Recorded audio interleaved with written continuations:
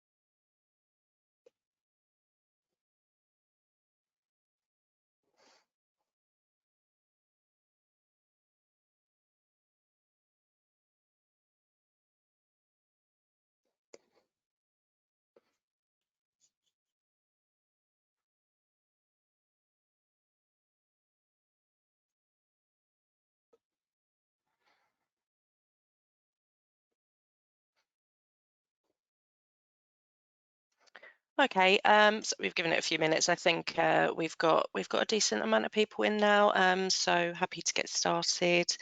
Um, okay, welcome everyone. I'm Cheryl Hart.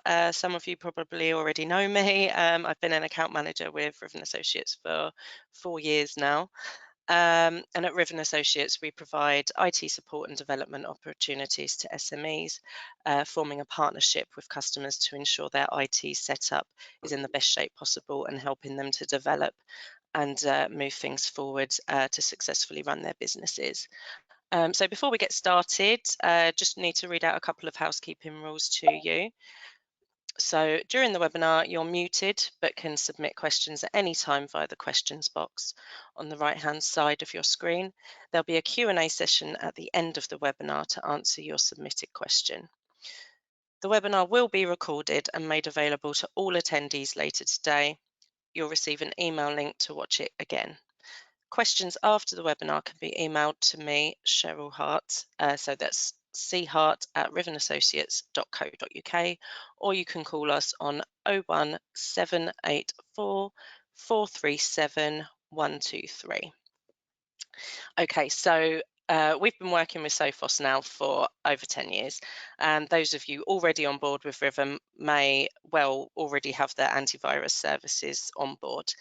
Today we're going to take a deep dive into the world of Sophos MDR, a fully managed security service delivered by experts to protect your IT infrastructure from cyber attacks. To tell you more about this innovative product, I'll now pass the reins over to John Hope at Sophos, who will share with you his expertise on the subject. At the end of the presentation, there'll be a Q&A section, so if you do have any questions, please feel free to pop those into the comments section and they can be addressed for you. Okay, so over to you, John. I will let you take over from here. Thank you. Fab, thank you very much indeed. Yeah, hi there, good morning.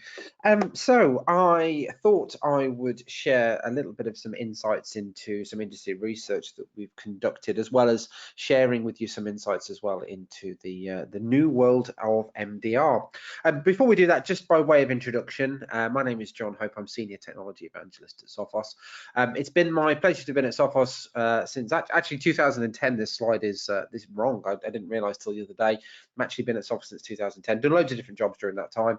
I will not bore you, however, with my career history because that's what LinkedIn's for. So feel free to give me a follow after the presentation if you so desire. As well as cybersecurity, if you want to know anything about sailing a dinghy, or if you want to know how to perform CPR on a dog, then I'm your man as well. So feel free to ask me stuff about that, or maybe after the session's finished. Of course, it's not really about me. It is about the research and the topic at hand today. And before we discuss a new product or a service, I think it's always a good idea to get a bit of an orientation about why it is that the market has this need for a new product or service in this space. And the best way to do that really is, first of all, to conduct a little bit of a survey over the state of cybersecurity. And I could tell you all about my opinions on cybersecurity, but far better to actually get some evidence from the field. So one of the things that we do at Sophos every year is we conduct an independent survey of IT professionals. So we're talking about IT managers, budget holders, decision makers, people very much like yourselves. And this is vendor agnostic. So we commission a third-party company to do this survey on our behalf. We don't really give them much of a steer. We certainly don't care about what the respondents are doing in terms of cybersecurity. So we never even ask them which products they're using, because this isn't a vendor bashing exercise at all. It really want to get a bit of a feel for how cybersecurity looks. So they selected at random from various different countries all over the world, various different verticals, various different organizational sizes. And like I said, we really want to get to a feel of how cybersecurity looks for them. The data itself is available in the State of Ransomware report. It is a free of charge download on the Sophos website. Even if you're not a Sophos customer, this is a really, really interesting document, and I would highly recommend you take a little look at it. But I will save you some of the reading for now, because what I'll do is just show you some of the key facts from that survey. The first of which is that 66% of organizations within this survey were hit by at least one ransomware outbreak in the 12 months running up to the survey. The average number of incidents across the board was actually slightly less than 3. The worst offender in the survey actually had 16 incidents of ransomware, which, if you do the sums, is more than 1 a month. So I'm not quite sure what they're doing about cybersecurity, but it obviously wasn't the right things. And that sounds like a troubling statistic, but it's actually exactly the same as it was last year. So what this tells us, first of all, is that ransomware is and continues to be a really big challenge for many organizations. The next stat is that 76% of those attacks subsequently involved successful encryption of data. So if you're not familiar with how ransomware works, essentially the cyber criminals get into your network, and the main course of action is typically they will encrypt your data. So they'll scramble it up with a key that only they have access to, and you're essentially then obliged to either accept that data is lost, or you pay the cyber criminals off and you hope that you get your data back. And the rate of successful encryption has actually gone up. So it used to be 65% last year, and now it's 76% of those attacks. And we'll talk about some of the reasons why that's gone up in just a short while. Next stat for you is that 46% of organizations that had their data encrypted then subsequently elected to pay the cyber criminals. This is the statistic that worries me the most as a cybersecurity practitioner. And again, we'll talk about some of the reasons why it's a bad idea just a little bit later on. But again, in terms of statistics and comparing to last year, that again is exactly the same as it was last year. So 46% of organizations felt their best or their only option was to pay the crims off and hope that they got their data back. And then last but not least, certainly by no means least, is the average cost of a ransomware outbreak is now calculated at $1.82 million, which takes into account a lot of factors. So loss of productivity, downtime, loss of business opportunity, reputational damage, regulatory fines, to name but a few. So it is a very expensive proposition to be hit by ransomware. And I don't know what kind of organizations you are working at, but if that number looks just crazy unrealistic to you, then another way of phrasing that is ransomware consistently puts organizations out of business. There was a road haulage company in the news just the other day, actually, in Northamptonshire, that was put out of business by ransomware, unfortunately. And that is unfortunately an all too common occurrence. So there's the headlines. Let's drill a little bit deeper. Who are the targets? Which sectors and which organization types are most likely to be hit by ransomware? So here's a split based on industry. Interestingly, education is now the most popular sector for the cyber criminals to target. And that surprised me quite a lot, because last year education was really in the middle order in terms of interest to the cyber criminals, but we've seen education gravitate towards the top of the list, this list, and there are two primary reasons for it. The first is that education actually holds a lot of interesting data, and the cyber criminals woke up to that. So things like bank account details so kids can buy school lunches, things like passport scans if they're lucky enough to go on international trips. There might be driving license scans that go alongside school minibuses, and that's even before you start thinking about stuff like special education needs registers, all that sort of stuff. So there's a lot of interesting data there, and education is typically a sector which is very much underfunded. So education does not have access to the best tools, the best resources, and subsequently the cyber criminals really see education as a bit of a soft target. That's the reality, unfortunately. And the cyber criminals are basically driven by ROI decisions in the same way that a mainstream business would be. And you can see that when you look at the opposite end of the spectrum. So the sector which is least likely to be hit by ransomware is high technology. So IT, telecommunications, organizations of that ilk. And this is because the organizations of that nature would typically have the highest budgets when it comes to cybersecurity, probably got the best and most tech savvy personnel as well. So the cyber criminals kind of see them as a bit of a tough target and have consequently shied away from attacking those types of organizations. Having said that, if you happen to be in that sector, your likelihood of getting hit by ransomware is still 50%. So it's not great news across the board, but what this does show us is there's a distinct pattern based on who the cyber criminals see as soft targets and where they're likely to get the best returns on their efforts. So who are these perpetrators and who are the people behind these attacks? And this is what the media would have you believe a cyber criminal looks like. They're always portrayed as hoodie wearing teenagers hanging out in mom's basement, operating in isolation. But the reality is actually quite a long way from there. If you look at the attribution of ransomware, then essentially practically 100% of ransomware worldwide is delivered by a major criminal gang. And these are the main players from this year's survey. And these gangs are very, very highly organized people. And this is important to understand because everything they do is effectively a business decision and they have huge resources at their disposal. So we should never underestimate the capabilities of the cyber criminal if they're really determined to get into an organization. If you're wondering what cyber criminals get up to in their spare time, by the way, this is a little extract from a bunch of YouTube recordings. This gang in particular is E-Corp, and their supercars have this distinctive urban camouflage color scheme, which is obviously not exactly shy and retiring. The head honcho has a Lamborghini, which you might have just seen in the background there. It actually has a number plate which translates through to thief. So these people are not exactly discreet about what they do, and they operate in territories where the threat of being held to account by the authorities is virtually zero. If you were wondering as well, by the way, that was a pet tiger that you saw there a moment ago. I'm not actually sure how that's going to work out in the long term, but you know, if you've got loads of money, then I guess that's one way of spending it.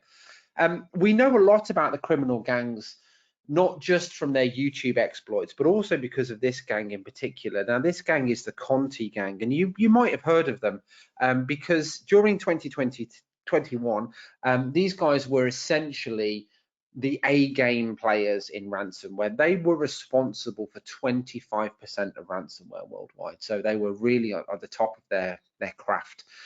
You'll notice that in 2022, the Conti gang fell from grace, and now they are responsible for less than 5% of ransomware worldwide. And there's a very interesting reason behind that fall from grace.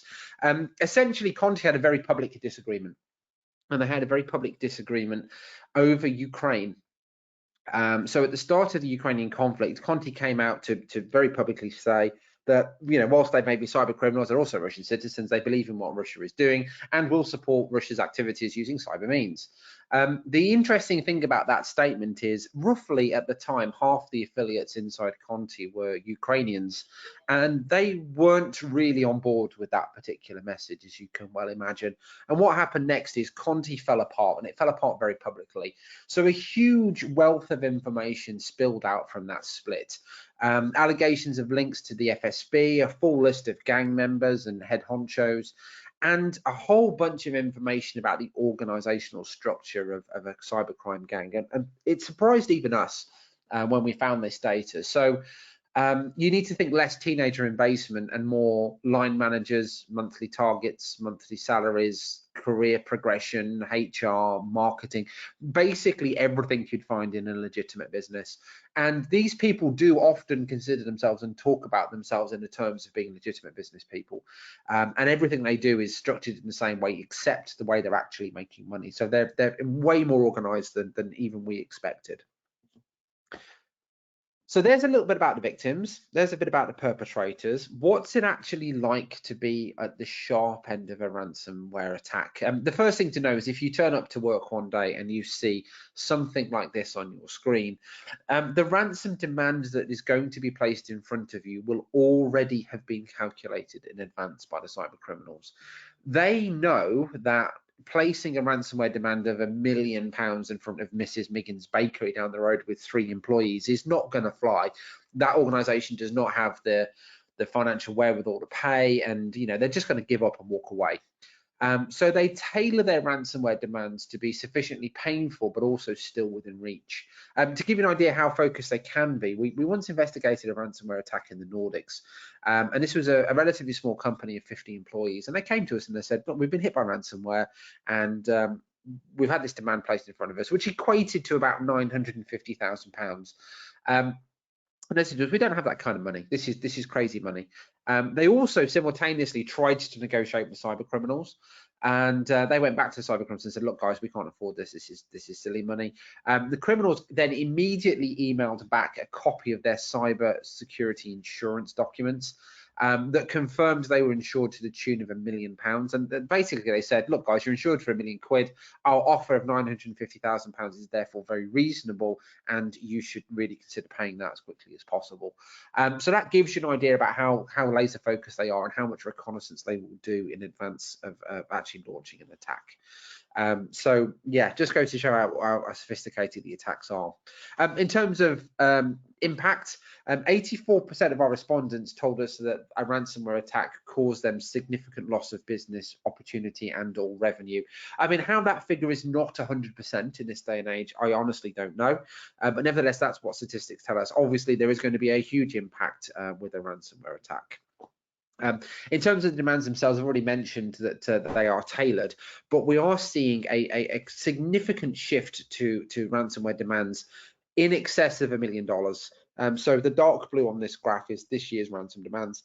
The light blue is last year's. So you can see there's a big shift there towards demands that are in excess of $1 million. So it's a very painful experience. And obviously, when you get hit by a demand of that nature, then the obvious question is going to be, should I be paying the cyber criminals off? And look, it's really easy for me as a cybersecurity vendor and a practitioner to say, look, we should never pay the cyber criminals off.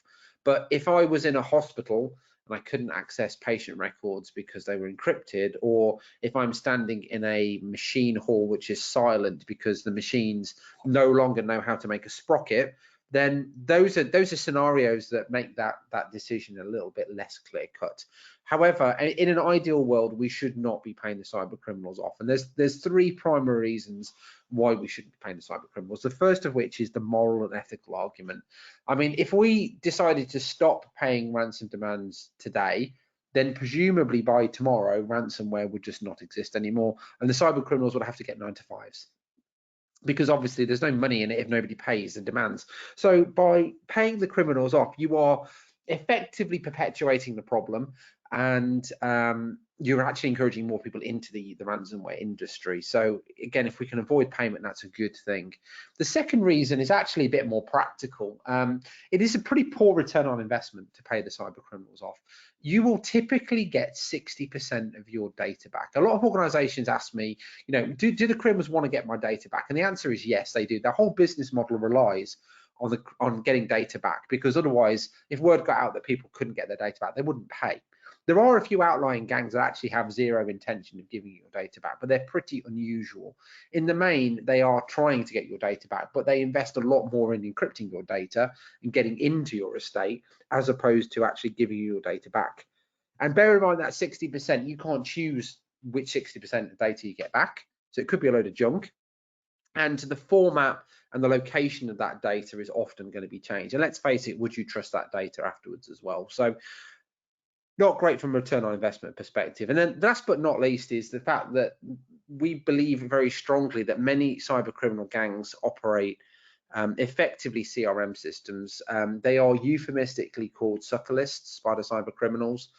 And this is essentially a list of organizations that have been hit by ransomware before. And if you've paid that ransom demand, you are more likely to find yourself at the top of that list. And you're effectively inviting more ransomware to the organization. So not great from that perspective either. It's also not a quick win. Many people think that if I pay the criminals off, I'll get my data back straight away and I'll get back up and running. But actually, the tools are not particularly sophisticated, and it takes quite a while to get the data back and then to put it back in the right places. It's quite a manual process. It's actually significantly quicker to restore data using a backup as opposed to actually paying the criminals off. So there's another thing to bear in mind. And actually can as well, if you've got a good backup, it actually make you less of an attractive target. So the manufacturing and production sector is the second least likely sector to be targeted by ransomware. And conjecture is that this sector, because they typically have a good backup regime, has not traditionally been a popular target for the cyber criminals, because obviously why would you pay the criminals off if you've got a backup? And that's kind of the logic behind that. So I feel like I'm selling backups to you at this point. I'm not. We don't do backups at Sophos, but it is interesting to know that it's a good part of a cybersecurity strategy. However, it's not a silver bullet that solves a problem. So whilst it is cheaper typically to restore from a backup as well, about half the price, there are a new wave of attacks, a new generation of attacks that backups cannot really help you with. So this is the phenomenon known as the double dip or the double extortion attack. And this is where the cyber criminals will not only encrypt your data, but before they encrypt your data, they will steal it.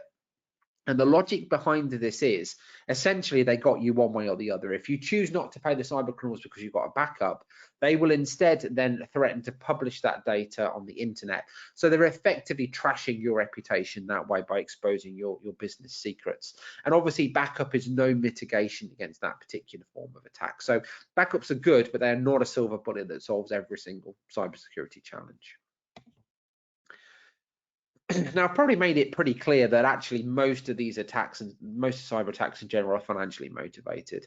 And I want to emphasize that that is the case. But there are an increasing number of usage of ransomware, which actually deviates from that financial motive. And one of the best examples of that is political ransomware attacks. And there's a couple of examples actually related to the Ukrainian conflict that are worth talking about. So remember our friends at Conti, what they did next is they embarked on a bunch of nuisance attacks targeting various different organizations all over the Western world. A couple of ones I wanted to pull out as interesting. They actually attacked a satellite communications company just before the first troops crossed the border, which make of that what you will. But the obvious play here was to disrupt military and civilian communications, and it's effectively a form of sabotage. And we've also continued to see them attacking various different high-profile targets, including US airports and their websites.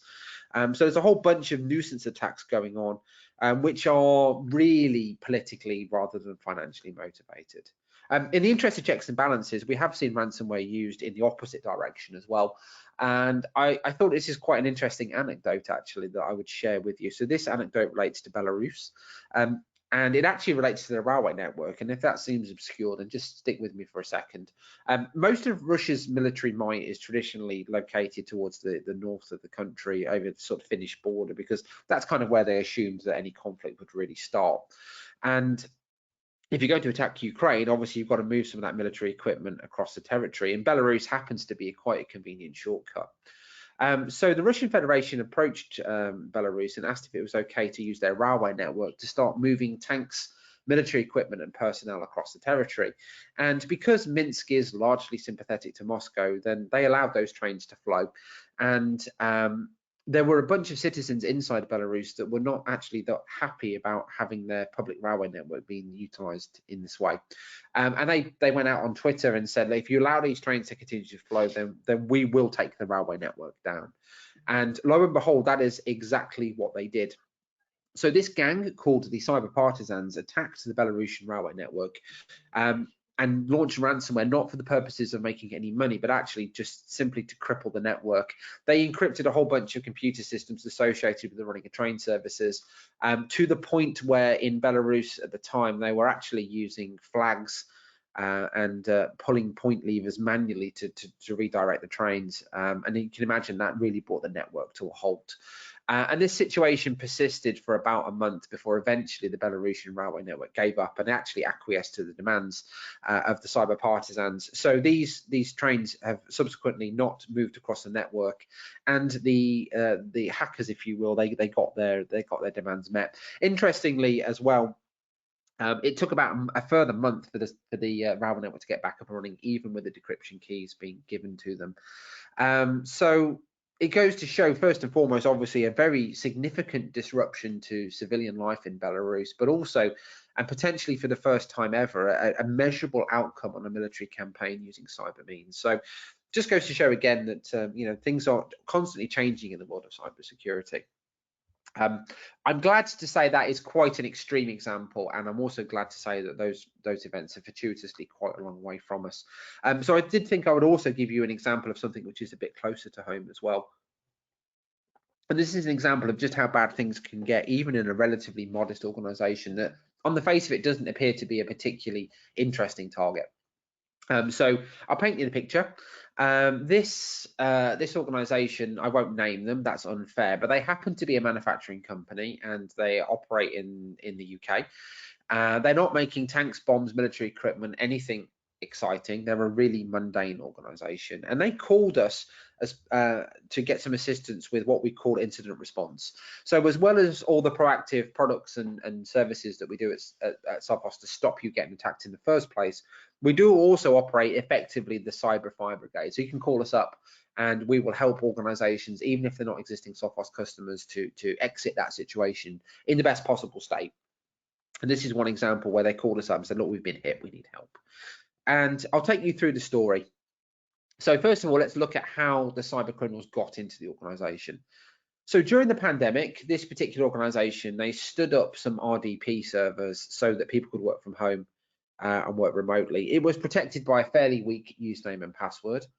And at the end of the pandemic, when people started going back to work, this was quietly forgotten about. So it was just left switched on and publicly available on the internet, which might be a familiar story for many of you potentially.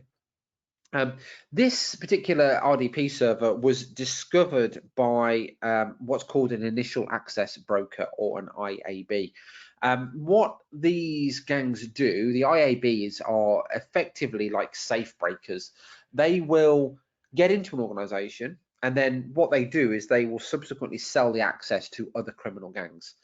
So the play in this scenario probably went something like, look, we're in the Acme Sprocket company, not their real name, obviously, and we have got the domain administrator's password. We have access to 15 servers and 200 worktops, laptop devices. Who wants in, and who wants to buy that? And that is an asset which is bought and sold.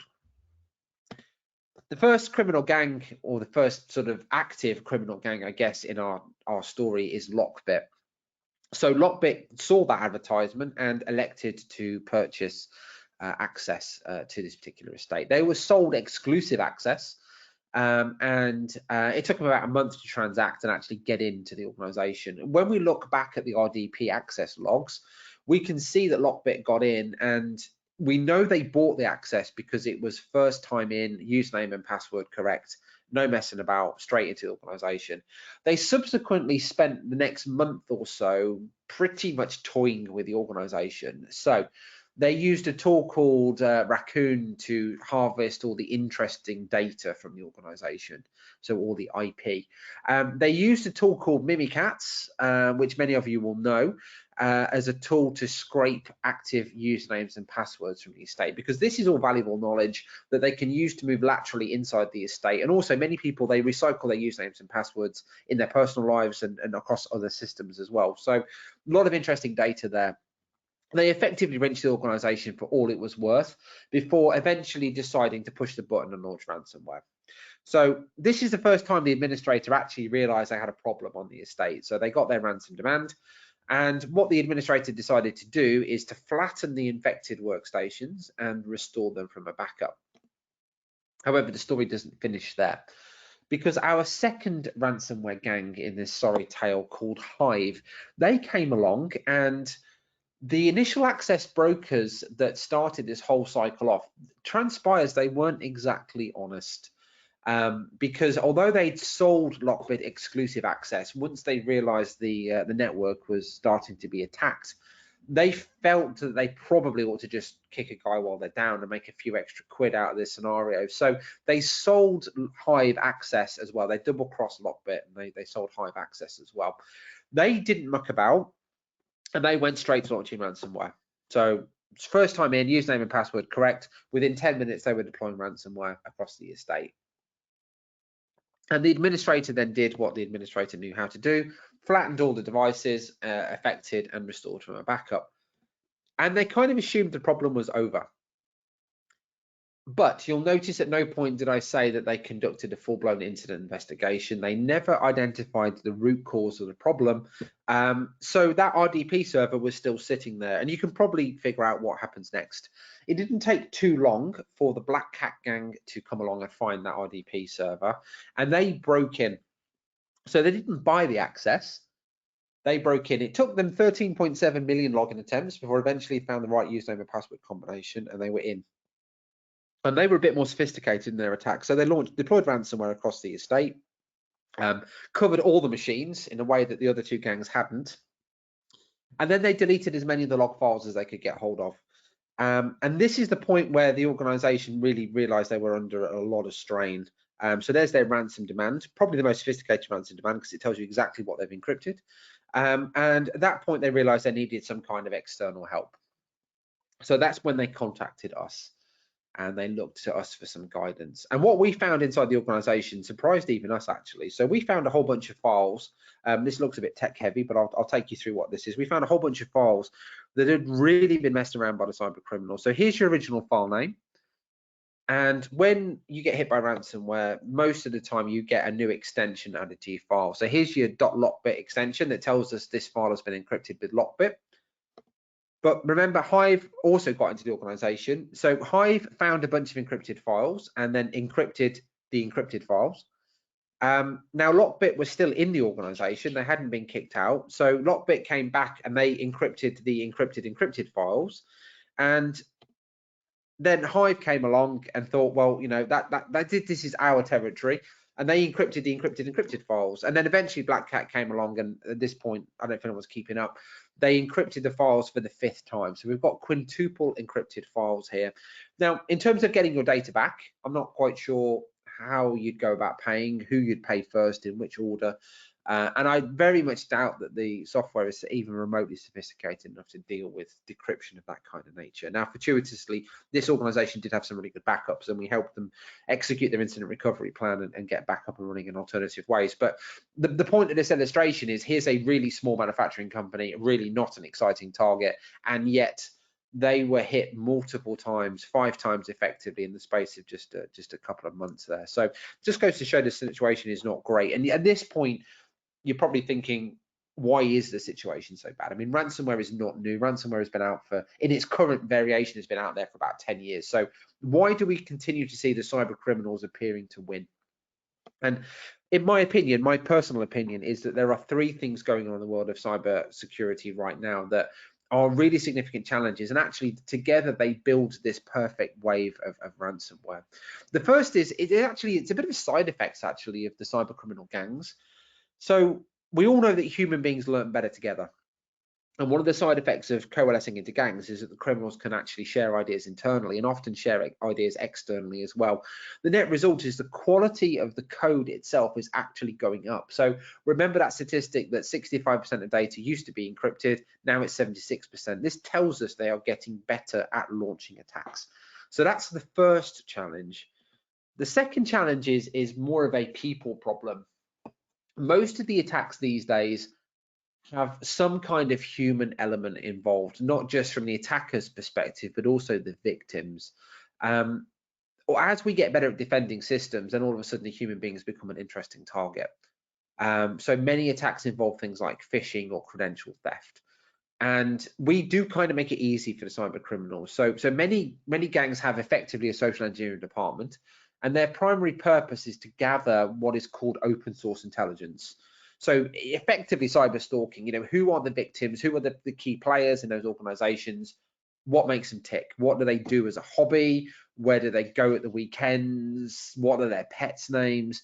All this sort of stuff is useful information, and if they're going to launch an attack at you, then that is really good knowledge. So we've seen examples, for example, it's not so much now you've got a rich uncle who's passed away and we need your bank details to transfer the cash. It is now more like you play golf at this club and they have an event on this day and you need to fill out this form to put in your meal preferences or something of that nature. Yeah, they are creating attacks that are so perfectly fitted to the individual's reality. Why wouldn't they click on it? And the game has moved on quite dramatically. Your next challenge and final challenge, and the one I want to focus on really for the rest of this session is the way that the cyber criminals are now increasingly using legitimate business tools against an organization. So it used to be the standard process was to launch malware, so bringing your own programs, bringing your own applications that are malicious in nature. Relatively easy to spot. We have a long history of being able to detect malware. So now the criminals have evolved and they will often use legitimate services against an organization. So turning things like RDP, as we've already seen, using tools like PowerShell to deploy malicious content instead. And this is where technology has a really significant challenge on its hands, because how on earth, for example, can technology tell the difference between John logging in legitimately to do John's stuff versus the cyber criminals impersonating me and then using my access to do whatever nefarious deeds they had in mind? Essentially, technology on its own isn't enough. And what we would have suggested in the past is that maybe you could buy a bunch of tools to go and search your estate and carry out some human-led threat hunting yourself. But that's a real challenge, in the same way that me going out and buying a set of boxing gloves doesn't equip me to be a fighter. Buying a set of searching tools doesn't make you a threat hunter, and you can be the best IT administrator in the world, but that is not the same as a threat hunter, and vice versa. This is a distinct technical skill in its own right. And it's a real shame, actually, because in many of the attacks that we investigate, we see telltale warning signs. In fact, as many as 83% of attacks we see, there are indicators that an organization was going to be hit, sometimes way before the actual bad news occurs. Think back to that manufacturing company that was penetrated. They had the cyber criminals in their estate for a solid month. I mean, how much data and knowledge would they have left behind there? Logging in, moving laterally, exfiltrating data, deploying ransomware. There must be a whole host of log data that tells this organization they were about to be hit. And unfortunately, that kind of data is often hidden in a sea of other information. So thinking about your estate and thinking about the logs that are generated, how many endpoint logs have you got, how many firewall logs have you got, switches, routers, they're all generating the sea of data. And the metaphorical needle in the haystack is that one log line of information that might just tell you something bad is about to happen. So threat hunting is not easy, particularly when the cyber criminals know when the optimum time to hit is. So most of the time attacks actually happen in the evenings, weekends, bank holidays. They know when organizations are at their weakest. They typically start the process off on a Monday night so that by the end of the week, they've got into a position where they can start to exfiltrate data out of the organization. Normally that happens about 2 days before actually encrypting the data itself. So if you're going to get hit by one of these double extortion attacks, then you've normally got about 2 days after the data starts leaving the organization to the point where you're actually going to get your data encrypted. So they're effectively operating under the radar with this huge level of impunity. If I was to summarize all that stuff, effectively, we believe at Sophos that cybersecurity has got to a point where it's pretty much too challenging for most organizations to be able to deal with effectively in-house. The world is not anymore about Sophos creating tools, throw them over the side and hoping that our customers and users have the wherewithal and skills to be able to use them effectively. The world has really changed. That's why we advocate so heavily the use of the adoption of our managed detection and response service. So this is a new service that we have started at Sophos, actually a good few years ago now, in response to the way that the cyber criminals are now so effectively able to operate under the radar. So what we offer as part of this service is a 24/7 team of experts that are specialist threat hunters, and their job is to look at the interesting data and suspicious events going on in your estate and recognizing and then reacting to the telltale signs that you're about to become under attack. detecting things that technology on its own would simply not be able to detect and prevent. So that's a summary of what the service is all about. What we do is we collect telemetry from a wide range of sources on your estate. Now, obviously, if you're an existing Sophos customer, first and foremost, thank you. Practically all of your Sophos products will be feeding data into our MDR team if you adopt this service. So things like your endpoint protection, your servers, your firewall, your email provision. If you've got Sophos in the public cloud, then all of that data will naturally be integrated into our MDR desk. But we were also able to pull in telemetry from a wide range of other places as well. So if you've adopted Microsoft, for example, most organizations have Microsoft somewhere in their estate. We can hook into things like their identity services, their public cloud. If you've got Windows Defender, then we'll take data from there. There's a whole bunch of places we can take data from. If you happen to be using somebody else's endpoint, like Trend or CrowdStrike, whoever it happens to be, in many cases we can take data from there as well, and a whole bunch of other touch points on your network. So if you've got a firewall from a different vendor, if you're using different identity services, public cloud, email provision, network scanners, all that sort of stuff, then again we can take that telemetry, we can feed it into our estate. The essential takeaway is if you've got a bunch of tools that you already use and you like, that's okay, because in most cases Sophos MDR services will work alongside those. The conversation is no longer about ripping and replacing the things you've already invested in, because we all know times are hard and there may not be the appetite for that. Instead, it's more like, how do we get the most out of those products? If you've bought a Fortinet firewall, for example, and you're not looking at the log data, you're probably not getting the best out of that product. So let's look at how we can integrate that into our service and get the maximum out of the products that you've invested in. So it's a slightly different conversation. So what do we do with all this telemetry? Well, regardless of the source of the telemetry, whether it be Sophos derived or whether it be from a third party, everything goes through a process.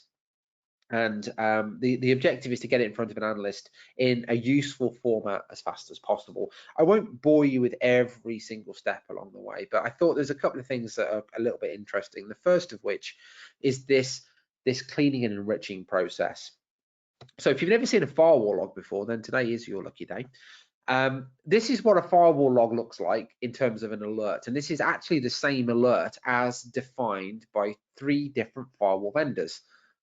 You'll see there that one vendor says this is threat level 4, another one says this is threat severity high and also gives it a score of 50, and this one down the bottom here says this is attack level 9. Now what does that mean? Is 9 okay because 10 is the lowest and 1 is the worst, or is 9 really bad because 10 is top of the scale? How does that map to high, medium and low? The only standard in cybersecurity really is there are no standards. So the first thing that we do is we normalize every piece of data. So when our analysts get hold of this data, it is all in the standard format, so know exactly what we're talking about. The other secret sauce that makes our service so effective is the correlation phase. So even if you threw away all the meaningless data, there is still sometimes a lot of information regarding an attack. So here's an attack which is actually a phishing attack, and it's in an organization that has 150 seats. And this, you don't worry about the screen, by the way, because this is what our analysts see. You would never have to worry about this as a user. But what I'm showing you here is how our platform understands and interprets a phishing attack. So on the left-hand side is a whole bunch of Windows endpoints. And on the right hand side is the email provider, which happened to be Proofpoint in this scenario. So there's actually no Sophos in here at all other than the service itself. And our product took all the telemetry from these machines and flagged them up. We had 234 alerts in a 150 seat organization. So that could mean that an analyst is looking at 234 alerts, but the system is smart enough to correlate that together and actually go, this is one single attack. And this is a phishing attack. If you're into your MITRE framework, this is attack reference T1192. So this is a spear phishing attack with a link associated with it. So our analysts know exactly what they're looking at. They have one alert that tells them exactly where the email came from, who the recipients are, what the link is, any files that are attached to it, all that sort of thing. So they can start their investigation really, really quickly. And that whole process with all the other steps as well, believe it or not, takes all of 1 minute. So it's taken me way longer to explain that happens in reality. Essentially, we go from interesting event through to a security alert in 1 minute. What we do next is, once the analyst has got that, we will investigate, and it typically takes 25 minutes for the analyst to work out, is this a real problem? If it is a real problem, what's the scope of the problem? What do we do next?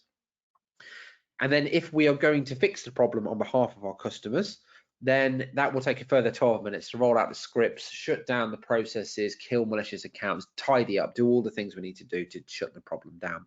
So you add all those numbers together, it's a mean time to respond 38 minutes.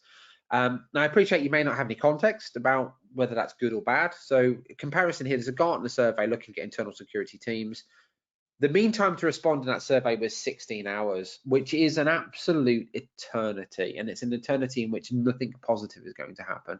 16 hours worth of time with the cyber criminals running around your estate equals encrypted data, backdoors I can come back to later on, theft of data. Nothing good is going to happen in that time. So cross-reference that with a 38-minute time to respond. That's effectively what you're paying for as part of the service. But there is a little bit more. There's a bit of benefit as well that we have, which I think we don't talk about enough, and that is the fact that we never ever lose any interesting data. Every investigation that we carry out, obviously we use the IOCs, the TTPs, the knowledge that we've gleaned to fix the initial problem, but then we have a dedicated team of about 500 people at Sophos that do nothing other than take that telemetry and then feed it into the Sophos Labs process, so that eventually that telemetry protects all of our users across the world.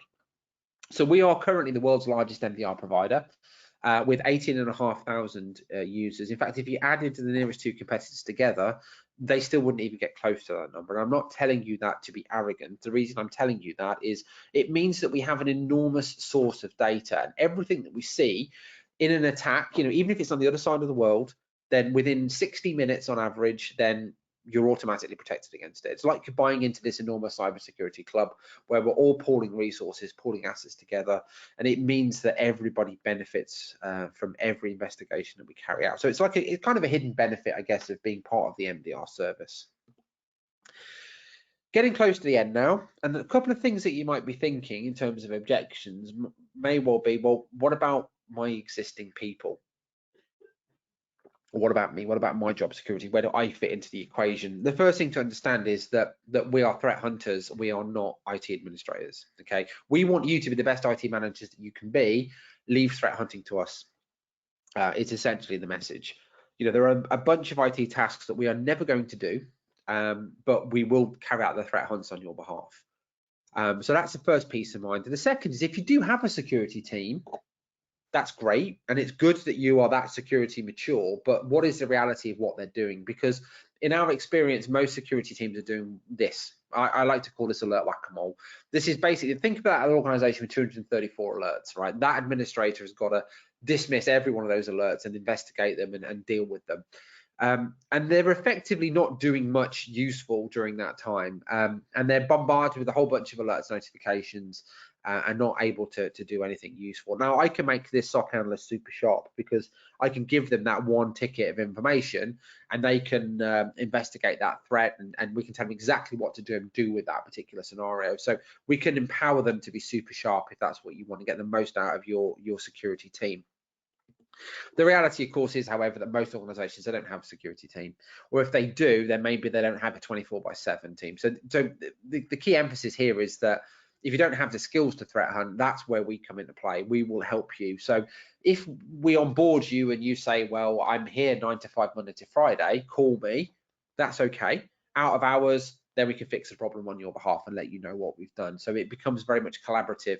So our service fits around your existing personnel, your existing response processes, and of course, remember, it fits around your existing products as well. So we're effectively offering the MDR service that really fits around your organization and your needs today. And that really gets me to the point of conclusion. So if I was to summarize all of that, then essentially cybersecurity is too big a problem. Ransomware is, in particular, is a really significant challenge. And a lot of organizations know that they really need to deploy human-led threat hunting, but maybe can't do that in-house, which is why the MDR service makes a huge amount of sense, particularly when you consider that it fits around you, like I said, your existing people, your existing processes, your existing technology. So with all of those things said, I think now is probably a good time for me to open the floor up. If you've got any questions or queries, just a little reminder, you have got the chat dialog box there on the right hand side. So if you want to ask any questions, then feel free to do so. And we'll have a little delve in there and see if there's any questions. Thanks, John. That was brilliant. So we do have one question to put to you. Okay. Someone's just asked, how would MDR be implemented with my existing Intercept X Advanced licensing? Okay, so if you're an existing Sophos customer and you're using in particular the endpoint, then you've actually already got the things that you really need to adopt the MDR service. So the endpoint protection that we have will also collect the interesting telemetry, and with a license change, we'll send that off to our MDR team. So you've already got your agent, which is great news. So you just need to buy the licensing to activate MDR. You don't have to wait until renewal time to do that. We can calculate mid-term upgrades. So if you speak to Riven, then they will be able to work out in conjunction with Sophos, exactly how much is left on your license, what it costs to upgrade, and they will calculate a mid-term upgrade for you. That again is not a problem.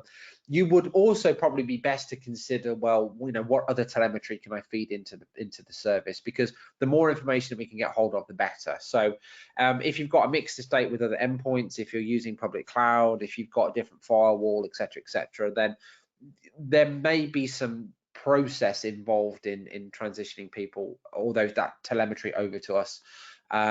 And again, we can discuss that. So we have a guided onboarding service that you can adopt, where we will actually look at your estate, perform a health check, understand what your estate looks like, and then look at other places we can get telemetry from. So we can walk you through that process for the other stuff in your estate as well. But yeah, the key message is you got your agent already. All you need is to switch on the licensing. Okay, brilliant. Well, that was actually the oh, one moment. We might have one more here. Bear with me.